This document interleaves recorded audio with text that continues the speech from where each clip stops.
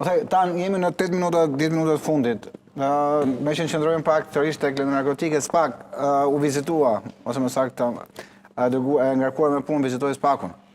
Sërish Domani aty, së bashku me kryenarin e SPAK. Domani do jetë çdo takim se është drejtori i marrëdhënieve me jashtë. Që do jetë. Do vazhdoj të jetë. Sigurisht takimi merr vlerë për faktin se mesazhi që u shpall dhe për media nga komunikata që bëri ambasada amerikane. Pra, ata ishin në vimësi të asaj që kërkon presidenti Shtetet Bashkuara Trump dhe që ka nisur që nga momenti pra nga 20 janari vitit kaluar, kur presidenti Trump mori detyrë. Një nga dekretet e para që i firmosi, e kisha afro se me që rastisa në shkova për ta parë ceremoninë atje dhe për të ndjekur zhvillimet nga atje, ishte dekreti i luftës kundër narkotikëve. Dhe ai është shpalli si prioritet kombëtar. Në fakt, Shtetet Bashkuara vazhdojnë të jenë tregu më i madh në botë i narkotikëve. Dhe vetëm për vitin 2023, vetëm nga fentanili, Shtetet Bashkuara kishin 130.000 të vdekur, i bilanc i tmerrshëm lufte. Nuk mund ta imagjinosh se mediat ne nuk i shohim shpesh, mediat amerikane, dhe ata nuk e nxjerrin, nuk është se media është vetëm këtu problematike, por nuk mendoje që në rrugët e Manhattanit në zemër të New Yorkut, ti mund të shikoje viktimat e narkotikut të shtrirë në trotuare, rrugët se mos viktimat e fentanilit. Tregu që i kryeron në Shtetet Bashkuara të Amerikës, që në vitet 70-80, me kartelet kolumbiane, fillimisht në Florida, pastaj në Kaliforni, dhe më vonë duke u ngjitur lart në New York dhe deri në Chicago, e kthyen Amerikën në tregun më të madh botëror.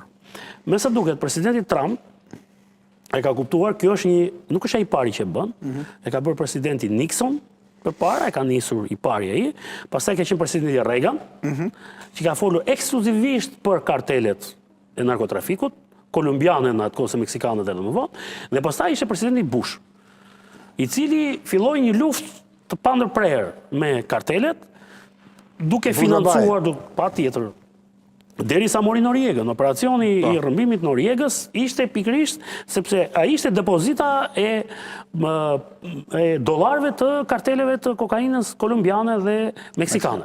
Pra, kur u mor Noriega, u mor gjithësasia e depozituar në Panama. Dhe çfarë ndodhte? Nëse Forbes në atë kohë publikoi faktin që Escobar shkoi në $30 miliard, dhe ai ishte gati të pagonte borxhin e jashtëm të Kolumbisë, që shkoi diku në 20 miliard në këmbin të mos ekstradimit, pra aty u pam për masat e vërteta. Këto ishin paratë amerikanëve. Këto janë paratë amerikanëve. Pra amerikanët përveç se janë helmuar me narkotik, janë grabitur dhe kanë financuar kartelet.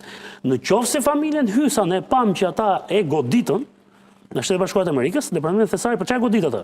Sepse sasitë e parave që ajo ka kaluar për llogarit kartelit Sinaloa janë para amerikanësh. Nëse shikon gjithë grupet që po godet SPAK-u gjatë viteve të fundit, me materialet të ardhur nga Bashkimi Evropian, janë grupe të narkotrafikut që marrin paratë të qytetarëve europianë dhe i sillin në Shqipëri.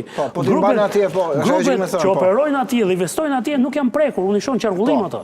Grupet që e kanë marrë paranë europianëve dhe kanë sjellë në Shqipëri, thash erdhën finlandezët tu, vajtën Kuçov dhe fotografuan ku e kishte shtëpinë ai që po shtiste hashash në Helsinki. Erdhën nga Norvegjia dhe pan polumbari jonë që kishte vajtur atij dhe po i merrte ato 200 kg të kokainës nga anija që vinte nga Brazili në një port në Polin e Veriut, ku e kishte zënafillë dhe erdhën e gjetën Sarand. Pra, SPAK-u në vetvete është një strukturë që është ngarkuar për të bërë pikërisht të gjë. Ata që nuk e kanë bërë dot as europianët dhe as amerikanët direkt, sepse ata kishin gjithmonë një folje ku nuk prekeshin. Dubai që u krijua një parajs për disa kohë, edhe ajo tashmë nuk është më parajs, dhe duke goditur në vendin e origjinës, ku ata kanë shtëpitë, ku ata kanë familjet, ku ata kanë njerëzit e vetë afërt, atëherë po ja u bën tokë të djegur territorin kudo që ata veprojnë. Patjetër që takimi i fundit ishte në mbështetje të kësaj vije, tashmë Departamenti Amerikan i shtetit, por sidomos Departamenti Thestarit dhe i narkotikëve, Bashkuar dhe Departamentin e Drejtësisë atje, kanë sjellë materiale të plota për një seri organizatash shqiptare, të cilat janë të përfshirë jo thjesht në narkotrafik, madje kanë guxuar të hyjnë në territorin e Shtetit Bashkuar të Amerikës, edhe pse në një deklaratë më pashme ambasada thoshte që janë afruar kufive tanë. Në fakt, narkotrafikantët shqiptarë nuk janë afruar kufive amerikanë, janë brenda tashmë, janë atje duke edhe brenda Shtetit Bashkuar të Amerikës duke trafikuar, dhe në këto kushte ata kanë krijuar një platformë e cila do të zbatohet në vijim. Është shumë e rëndësishme, ke parasysh është ai lajmi tjetër i atyre 90 ditëve që është duke bërë auditi në territorin shqiptar për pastrimin e parave, po unë besoj që ata e kanë, nuk kanë nevojë të bëjnë audit. Më është më tepër një, si them, një fishek zjarr që hidhet për të tërhequr vëmendjen. Dokumentacioni që to disponoj tashmë është i plot, e kanë marrë thash që nga Amerika Latine, që pra ku aty ku prodhohet kokaina dhe deri në vendin ku ajo trafikohet. Kështu që në mbështetje dhe të direktivës së presidentit Trump dhe të objektivit të madh që Shtetet Bashkuara ka në luftën kundër narkotrafikut, e cila në fakt është një luftë që unë besoj do mbarojë me Trumpin. Padyshim, ai ka nisur. Sot tregu botëror është kaq i madh sa është e pamundur ta zvendësosh atë me diçka tjetër, por ata po mundohen të minimizojnë pasojat brenda territorit të tyre dhe të godasin aty sidomos në vendin që i shikojnë si alat. Në vijim do të shikosh materiale dhe dosje kanë ardhur nga dhe operacione të kryera në bashkëpunim me DEA-n amerikan. Pra, janë, po të shikosh, pjesa kryesore nga kërkesat që kanë në Shqipëri si janë goditur, është DEA mbrapa. Janë ata mbrapa. Dhe në momentin kur ne kemi Nuk ka një operacion që kemi për vetë ne, janë gjithmonë ata?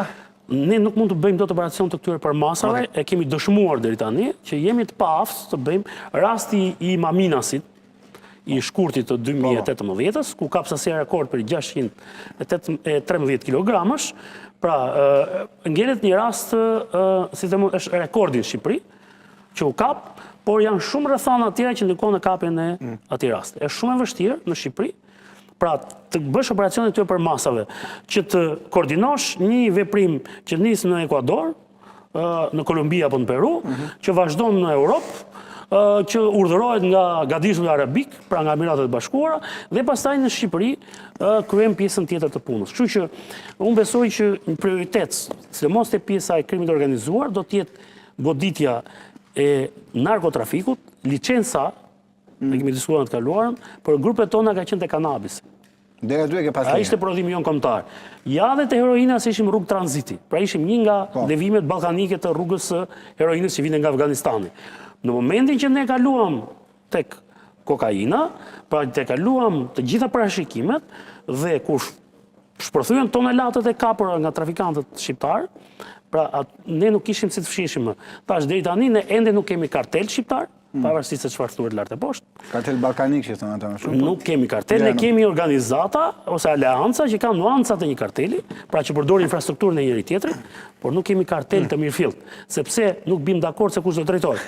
Sigurisht, Shtetet Bashkuara, për ta mbyllur këtu, kanë kuptuar një gjë tashmë dhe janë të bindur që këto organizatat narkotrafikut nuk do ishin bërë kaq të fuqishme nëse nuk do kishin një mbështetje nga brenda territorit të Republikës së Shqipërisë, mbështetje e cila është politike, së pari është politike. Është një mbështetje që vjen nga korruptimi i agjencive zbatimit ligjit, nga përfshirja e parave të narkotrafikut në fushatat zgjedhore.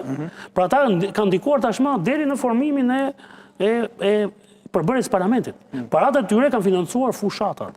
Në qoftë se grupet shqiptare financuan $5 milion për presidentin e Ekuadorit Lasso, në 2021-shin, imagjinon sa atletë kanë ta bëjnë këtë gjë në Shqipëri. Pra kur e kanë bërë atje të gjë, imagjinon sa atletë kanë në Shqipëri. Nuk po them atë që thoshte Maduro se me Venezuelën thash nuk se kemi në interes të madh, se s'ka qenë e nevojshme, nuk na është dashur. Por në pjesën tjetër jemi në këtë nivel dhe shqetësimi që kanë Shtetet Bashkuara tani është pikërisht impakti që ka kjo industri miliarda dollarësh kriminale në territorin e Republikës Shqipërisë, i cili është vend aleat i tyre, dhe deformimi që kanë shkaktuar në shoqërinë shqiptare këto narkodollar të investuara tashmë në ekonominë shqiptare, në politikën shqiptare, thash deri dhe në legislativin e këtij vendi. Dhe me sa duket janë lodhur me këtë gjë, duke pritur që ne ta bëjmë vetë, Dhe me sa duket tani na kanë kapur si miun qark dhe do të na detyrojmë të bëjmë atë që se bën vetë. Okay. Në ditën e vijim, shiko, ke gjë parasysh, për sa kohë do të jetë prokuroria, qoftë dhe SPAK-u, Po. do të ketë arrestime se prandaj janë ata. Pra atë punë, Kjo është një bëjmë gjë punën e që tyre, nuk duhet po, na çudis. Ne tani e kemi pritshmërinë lart sepse po dim se çfarë ka ndodhur dhe presim që goditja të shkojë lart se poshtë e dimë se çfarë ndodh. Pra ne shikojmë sa lart do ngjiten dhe deri ku do të priten degët. Ne kemi parë deri në këtë moment që është prerë fija amerikane, por vazhdon fija tjetër europiane. Do të shikojmë se si do të vazhdojë. Dhe ambasadori, mos gaboj, i Bashkimit Evropian, dhe ai dha të njëjtin Po. mision dhe me atë që po shoh në terren, pra që këtu po goditen organizatat e narkotrafikut që kanë mbrojtje shtetërore në vend dhe që trafikojnë apo helmojnë qytetarët e vendeve të Bashkimit Evropian dhe eurot e tyre i sjellin dhe investojnë në ekonominë shqiptare. Artan Hoxha, shumë faleminderit. Kënaqësi të kisha, të uroj një vijim ditë të mbarë dhe një javë mbarë. Faleminderit. Shkojmë dhe prej shkurtër publicitare, rikthehemi sërish.